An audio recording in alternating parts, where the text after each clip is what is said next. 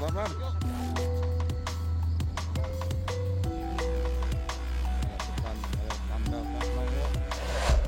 Tolong buat masyarakat diam di rumah sebentar aja. 14 hari.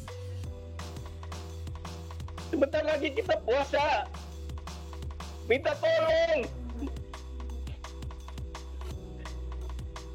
Kami memakamkan jenazah-jenazah ini udah puluhan tiap hari. Minta tolong. Teman-teman, realita tingginya kasus COVID-19 di lapangan dirasakan langsung oleh petugas pemakaman. Pada masa awal PSBB DKI, saya juga sempat berbincang dengan salah seorang petugas sopir ambulans di DKI yang cuplikan wawancaranya tadi teman-teman saksikan di video awal. Bagaimana kondisinya saat ini? Saya sudah terhubung lagi dengan Muhammad Nur Syamsurya, sopir ambulans Pemprov DKI Jakarta. Assalamualaikum Pak Syam. Waalaikumsalam warahmatullahi wabarakatuh. Sehat-sehat Pak, senang bisa ngobrol lagi sama Pak Syam. Kondisinya gimana Pak Syam, sehat-sehat? Alhamdulillah. Alhamdulillah Mbak.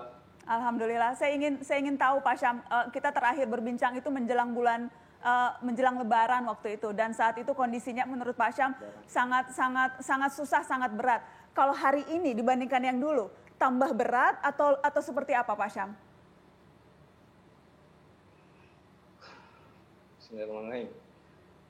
Sebenarnya lebih berat Mbak, tambah berat. Karena tambah banyak. Cuman karena kami itu pengalaman di bulan Maret, April, bagaimana cara menangani, cara melayani jenazah itu, pengalaman yang mengajarkan kami jumlah memang lebih banyak. Bisa dikasih gambaran Pak Syam, lebih banyaknya itu berapa? Rata-rata biasanya sehari berapa, sekarang berapa? Kalau bulan Maret, April itu kan 40 sampai 50. Bulan September itu melebihi Mbak, 50 ke atas, sampai 60-an. Dalam sehari itu bisa itu membawa? Tiap harinya. Dalam sehari? Bisa sampai 60. Itu berarti sepanjang hari itu Pak Syam kerjanya? Dari subuh sampai subuh lagi? Iya, dari subuh sampai subuh lagi. Sepanjang Pak Syam 6 bulan ini, mungkin ada yang bisa Pak Syam bagi pengalaman yang mungkin rasanya perlu orang lain dengar begitu, pengalaman sehari-hari Pak Syam. Ada yang bisa dibagi ke kami Pak? Ya, itu kan pada saat bulan Maret, April itu kan kita awal-awalnya langsung Pak Gubernur melakukan PSBB. Bulan Mei, Juni, Juli itu alhamdulillah menurun sampai belasan, 20-an. Nah, setelah PSBB dilonggarkan kan masuk new normal, itu meningkatnya di bulan Agustus, September ini, Mbak. Ini saya lihat ada gambar yang kami tunjukkan Pak Syam. Ini gambar iring-iringan ambulans. Jadi memang sering kali tuh beriring-iring seperti itu ya? Iya, jadi kan dari rumah sakit, satu mobil satu di rumah sakit. Nanti kita ketemu di pemakaman. Nah, pada saat dari pemakaman itu kan kami setelah memakamkan turun jenazahnya, ya kita berangkat lagi masuk tol itu bareng dan mencar lagi. Di tol dalam kota kita mencar arah ke utara, ke selatan, ke barat, kita mencar lagi di situ Mbak. Menjemput jenazah lagi ke rumah sakit. Jadi betul-betul bolak-balik, sirene nyala terus, jalan terus sepanjang jalan. Iya. Ya, kami mohon kepada dan minta maaf kepada warga yang ada di jalan kalau kami agak ngebut sedikit, sirene bunyi terus. Dan dimohon juga untuk memberi kami jalan. Jadi jangan inilah, tolong mobilnya dibelokin sedikit supaya kami bisa lewat. Karena kepadatan jalan di tol itu, tol Pondok Rangon masuk dari Cibubur itu benar-benar padat antara sore menjelang orang pulang kerja dan sore pagi sekitar siang lah. Jalur dari Bogor ke arah Jakarta itu jadi masih padat jalan. Jadi masih macet juga ya Pak? Kalau sekarang 2 hari Kalau ini? macet tetap Mbak, masih tetap macet. Kalau Makanya kalau kami udah masuk sore untuk membawa jenazah itu, aduh. Tapi gimana ya Mbak, tetap harus dijalanin. Cuman menikmati itu pas sorenya itu memang berat karena jalanan benar-benar padat. hmm. Kalau pengamatan Pak Syam sekarang masyarakat jauh lebih longgar atau udah ada takutnya atau masih nggak ada takut-takutnya Pak Syam? Kalau nggak ada sih Mbak, karena memang biasa kehidupan udah berjalan karena mereka anggap mungkin karena udah new normal itu sebelum kemarin itu kan disuruh new normal, jadi mereka terbiasa. Jalanan masih, apalagi di tol itu.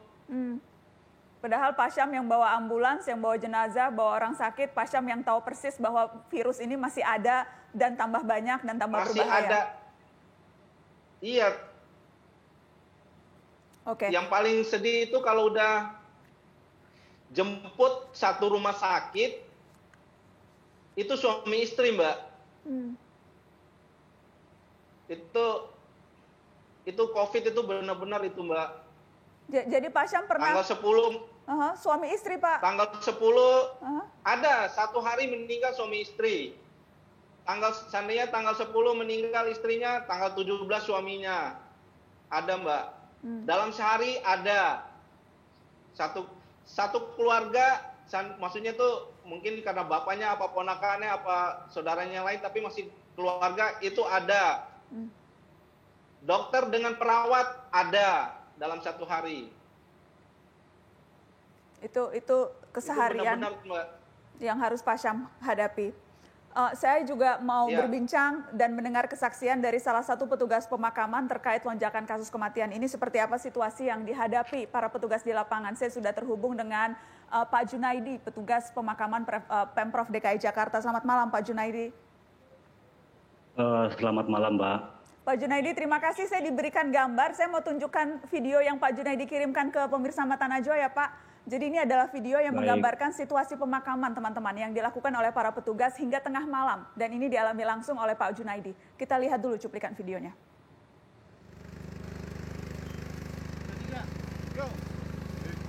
COVID terakhir di angka 33 hari ini.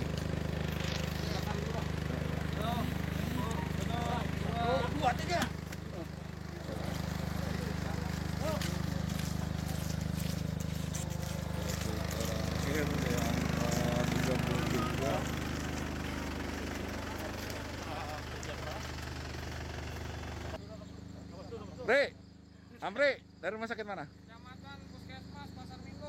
Oh, dari Puskesmas Pasar Minggu. Ayo, pegang kencang ya. 1, 2, 3. Ah, pelan-pelan. Langsung aja.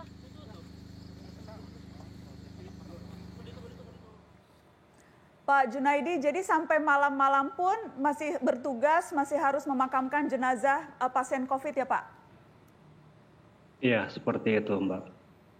Sampai jam berapa biasanya Pak Jun? Nggak tentu, kadang bisa sampai jam 10, bahkan jam 11. Sehari Pak Jun dan teman-teman paling banyak bisa menguburkan berapa orang Pak? Paling banyak memang di hari Kamis kemarin mencapai angka 40. Yang pada perencanaan awalnya yang saya dengar akan dimakamkan 42. Tetapi yang 2 lagi dibatalkan, mungkin karena sudah larut malam, yang akhirnya cukup 40 yang dimakamkan. Pak Jun sudah berapa lama jadi petugas pemakaman Pak? Saya bekerja di TPU Pondok Ranggon itu dari tahun 1997. Dari tahun 97. Dari pengalaman Pak Jun, hari-hari ini apakah memang hari-hari yang rasanya lebih berat atau paling berat dibandingkan dengan pengalaman kerja sebelumnya Pak Jun?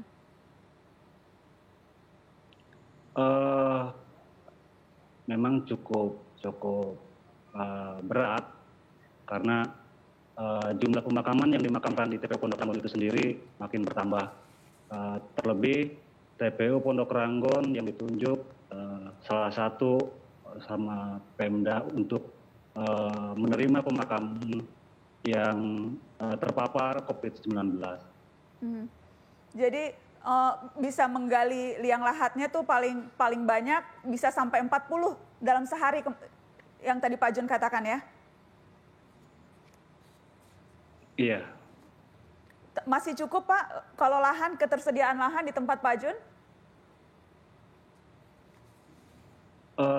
Untuk hal tersebut saya tidak tahu persis karena itu bukan bagian saya. Tapi yang saya lihat di lapangan sepertinya untuk 2 bulan ke depan bisa memenuhi kebutuhan pemakaman. Oke, jadi sepanjang 97 kalau dihitung-hitung memang sekarang yang rasanya paling berat begitu Pak. Ada lagi nggak pengalaman berat Pak Jun selama menjadi petugas pemakaman? Tahun-tahun kapan gitu? Sebelumnya paling waktu tragedi 98. Saat itu harus memakamkan kalau tidak salah 135 jenazah dalam 2 hari kalau tidak salah. Jadi tragedi 98 dan sekarang ketika pandemi COVID itu hari-hari yang rasanya berat. Yang paling kalau sekarang masuk musim hujan itu akan jauh lebih menyulitkan lagi ya Pak Jun? Iya seperti itu karena jarak ambulans yang biasanya dekat ke lubang lahat dengan kondisi tanah yang basah berarti jarak ambulans tersebut jadi jauh karena beresiko buat kendaraan ambulans itu sendiri untuk turun ke mendekati lubang lahat. Oke, saya ingin ke Pak Pandu Riono. Saya sudah terhubung dengan epidemiolog dari Universitas Indonesia. Pak Pandu, selamat malam Pak Pandu. Selamat malam Mbak Nana. Pak Pandu, berangkat dari realita dan cerita yang kita dengarkan dari Pak Syam dan Pak Junaidi tadi, apa sih yang bisa dimaknai Pak dari khususnya kalau kita kaitkan dengan kebijakan-kebijakan yang diambil hari-hari terakhir ini Pak? Ya, sebenarnya sejak pelonggaran itu kita memberi masukan ke pemerintah daerah DKI bila terjadi kenaikan dan ternyata akan terjadi kenaikan yang luar biasa di bulan September. Nah ini yang 2 minggu lalu saya mengingatkan pada Pak Anies disiapkanlah rumah sakit baru. Karena kemungkinan akan terjadi lonjakan dan kemudian pemakaman. Pada waktu itu saya menebaknya dari menduga karena terjadi 2 liburan panjang yang akan meningkatkan mobilisasi penduduk di mana itu akan bertambah besar risiko penularan dan itu saya harapannya sih tidak terjadi karena kita pelajari waktu efek mudik itu cukup besar, cukup masif pergerakan penduduk. Dan harapannya sebagian penduduk yang berpergian itu benar-benar mematuhi protokol kesehatan. Tapi sedihnya ternyata yang ramalan itu terjadi. Sehingga kita mengajukan saran supaya dilakukan pengetatan. Pengetatan agar supaya penularan ini cepat bisa diturunkan karena kalau tidak dan sudah terjadi sebenarnya itu kapasitas layanan kesehatan kita dan kematian akan terus meningkat. Karena kita lihat bahwa kapasitas kesehatan kita walaupun sudah ditingkatkan, itu tetap memiliki keterbatasan. Kemudian karena kualitas layanan kita tidak optimal, karena itulah juga kematian akan meningkat. Ini sangat memprihatinkan. Kita harapannya supaya tidak terjadi, akhirnya terjadi. Kenapa bisa terjadi? Karena kita memang antara untuk menekan penularan ini tidak didukung sepenuhnya. Jadi kelihatannya kita setengah-setengah untuk melakukannya, lebih mengarah supaya pemulihan ekonominya semakin besar dan saya kira dengan adanya pengetatan ini dari PSBB di Jakarta itu semacam warning call bagi kita semua bahwa pandemi ini sudah belum usai.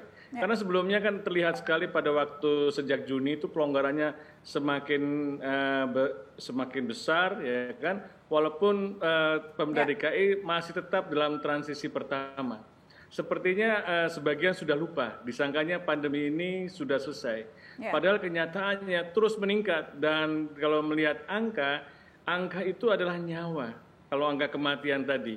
Dan kita nanti di dalam bulan Desember kalau seperti ini terus, itu akan tinggi sekali secara kumulatif lebih dari 100.000. Yang menurut saya sih menyedihkan bahwa kita tidak menyadari, bahwa tidak berempati gitu kan terhadap masalah-masalah yang seharusnya menjadi masalah bangsa, masalah negara, bukan masalah satuan tugas atau masalah gugus tugas atau masalah pemerintah daerah atau masalah pemerintah pusat saja, tapi itu masalah kita bersama. Baik, nanti kita lanjutkan, tapi sebelumnya saya mau minta Pak Syam untuk mungkin ada yang mau disampaikan. Pak Syam, ada pesan untuk orang-orang yang mungkin masih merasa tidak perlu terlalu ketat menjaga protokol atau mungkin malah merasa tidak akan kebal terhadap COVID. Apa yang mau Pak Syam sampaikan, Pak? Ya, terima kasih Mbak. Ini masih ada saya baca-baca di medsos yang menganggap enteng PSBB, yang menganggap enteng COVID, yang menganggap enteng nongkrong-nongkrong. Itu semua katanya bohong semua. Sekarang saya mau ngajak kalian semua yang menganggap enteng semua itu ikut saya. Sehari-hari saya kerja, jadi kenek sehari aja. Jadi kenek, gimana rasanya memakamkan orang, satu keluarga bisa juga terjadi dalam sehari bisa puluhan. Bisa puluhan. Saya nggak ngerti. Tapi yang saya tahu di dalam surat kematian itu penyakit menular. Dan itu harus dilakukan protap COVID. Saya minta tolong, stop. Ini masalah kemanusiaan. Ini masalah nyawa orang. Kita menyelamatkan nyawa orang. Bukan masalah yang lain-lain. Ini kemanusiaan. Saya minta tolong, jangan anggap enteng. Ini PSBB, alhamdulillah Pak Anies sudah melakukan PSBB dengan ketat. Saya minta tolong, stop yang lain-lain. Ini masalah kemanusiaan. Jadi nyawa manusia. Terima kasih Mbak Nana. Makasih Pak Syam. Jadi pesan Pak Syam itu ya, kalau ada yang nggak percaya silahkan ikut jadi kenek supir ambulans Pak Syam untuk melihat langsung bagaimana nyawa dan jiwa yang harus berkorban begitu, yang kemudian harus terkena COVID-19 ini. Baik, Pak Syam, terima kasih. Terima kasih sudah berbicara di Mata Najwa. Pak Junaidi juga terima kasih sudah bergabung di Mata Najwa. Setelah ini saya masih akan kembali, saya akan mendengar cerita pengakuan salah seorang pasien COVID-19 yang terkena di kantornya. Seperti apa? Setelah pariwara.